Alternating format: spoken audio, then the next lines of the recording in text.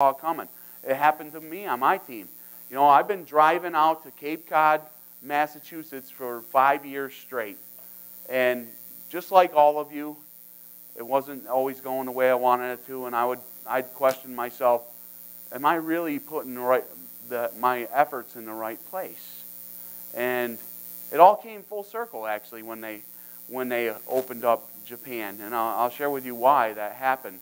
But a little bit earlier than that, again, another good story is on my birthday in 2000, might have been 15 or 16, and I think it was 16 maybe, I get a phone call from Jordan Buckingham. He says, "Hey, Kirk." I go, "Hey, what's up?" "Hey, just calling to wish you a happy birthday." I'm like, "Really? I don't know you that well. I know who you are, but..." I go, "Well, thank you." And he goes, "Hey, I heard you're the man to talk to about Cape Cod." I said, "Well, I used to be the man to talk to about Cape Cod. What's up?" He goes, "Well, I got a consultant out here, and this is where I want to plant my flag." I said, "That's great. It's a good area to work." I go, "But my team has died out there." And he goes, "Why is that?" And I said, "Well, the polar vortex." And he goes, "Oh, I see." I go, "Yeah, I mean, I have a great team out there, and the woman that is more or less the ringleader, she has not quit the business. As a matter of fact, I told him a story. I called her up, and I was just poking her, to be honest with you, because I know how she is.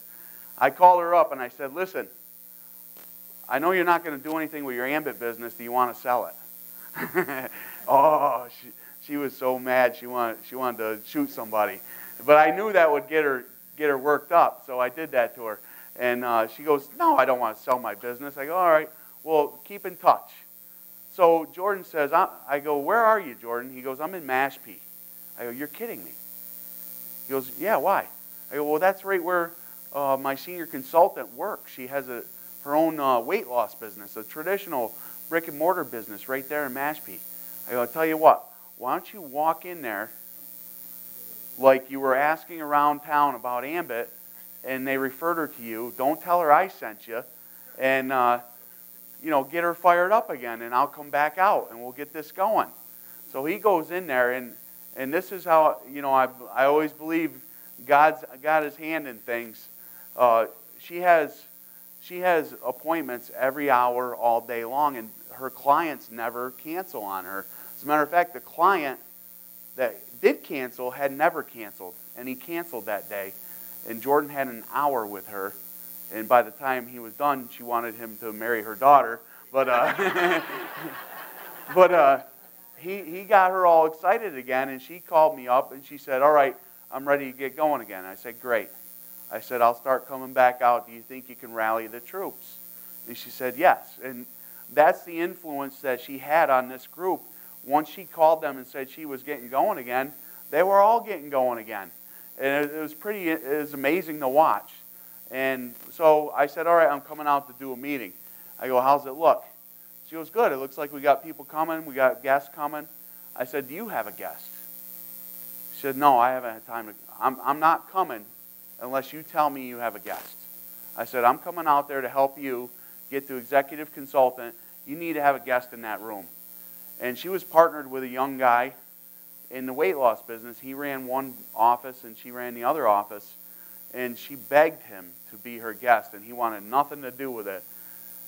And I show up, and the guy's sitting in the back corner of the room, and I watched him as I did the presentation. He paid attention to every word that came out of my mouth, and he ended up joining the business, and he just fast-tracked to executive consultant. His name is Anthony Coletti, and this guy is a pearl. This is the guy, one of those guys you're looking for. He's very entrepreneurial.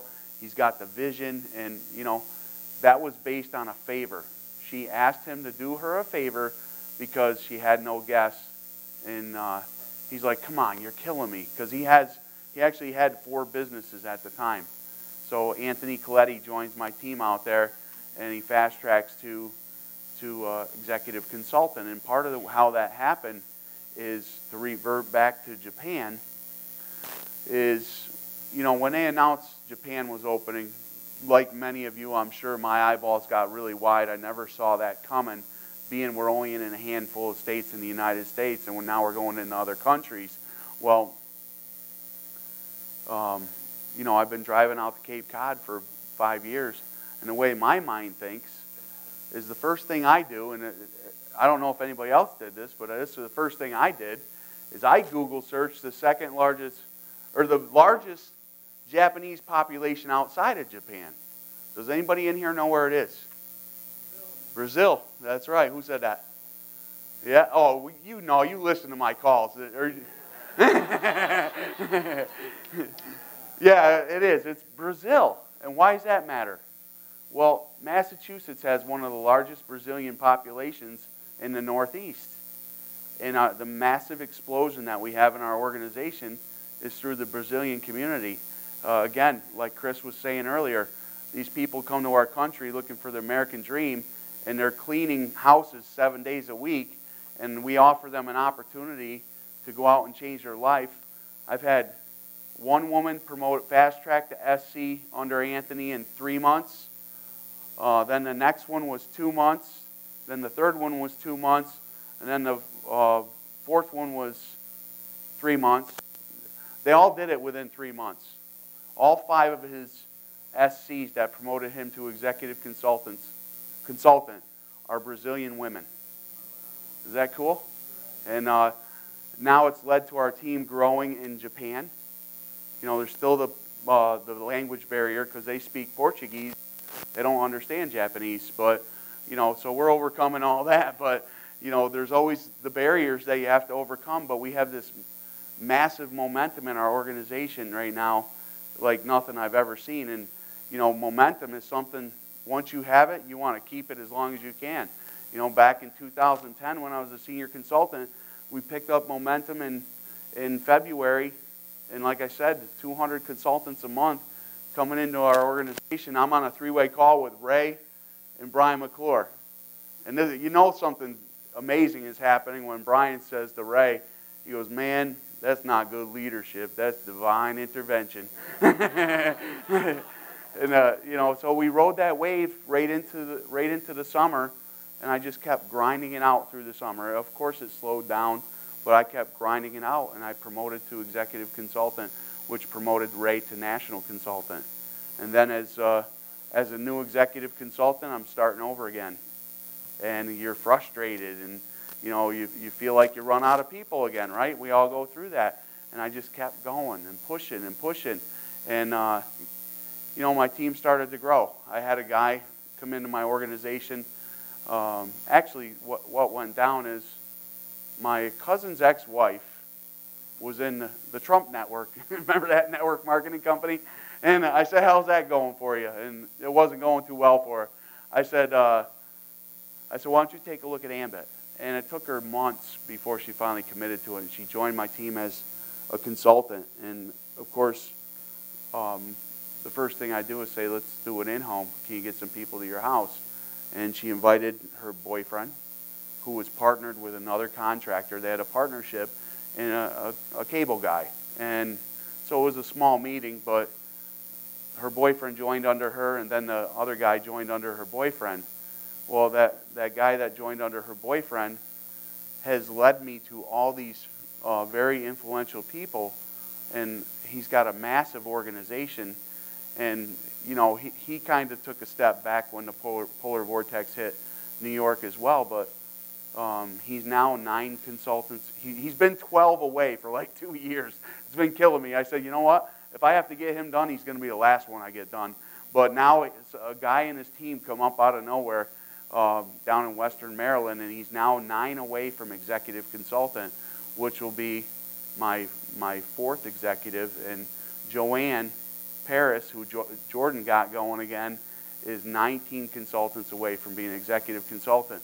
So I'm basically 28 consultants away from being a national consultant.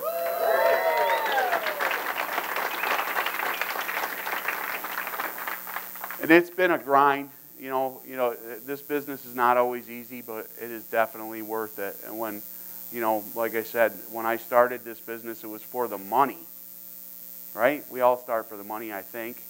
But, I quickly learned everybody doesn't start this business for the same reason. We've heard stories of people who are already wealthy, but they have no time. They start buying their time back. Retired people, I've got several retired people on my team that just flat out bored. They're looking for something to do. Why go get a job? Think about it. Your job tells you how much you're worth, when you get a day off, when you get vacation, and you're going to put up with that for the next 30, 40, 50 years of your life. Here's a story for you. We had a snowstorm. We always have snowstorms. We had a snowstorm, and my nephew, he's young. He's 21, 22 years old. I said to him, no, I knew what his answer would be. I said, Thomas, what do you consider good money? He goes, I don't know, $20 an hour? I said, really? You think $20 an hour is good money? And, I'm not a math person, but whatever the math was, we sat there and did it, and I don't remember what it was, but after he was committed to saying $20 an hour is good money, I slapped the $20 bill on the table. I said, go shovel my driveway. He goes, I'm not doing that. I go, why? I go, it'll take you less than an hour. You just said $20 an hour is good money. He goes, yeah, but I mean consecutive hours. But that's how we think. That's what's embedded in generations deep. We've all been raised to go to school, go to college, get a degree that says we're something so we can get a good paying job. And I'm not saying don't go to college. But what I am saying is most people today are coming out of college. Most people are going to college because they were told to go, not because they wanted to go. It was the right thing to do. And this is industrial age thinking now, where there's such a thing as a good job or a long-term job. There's not. So these kids are coming out of college drowning in college loans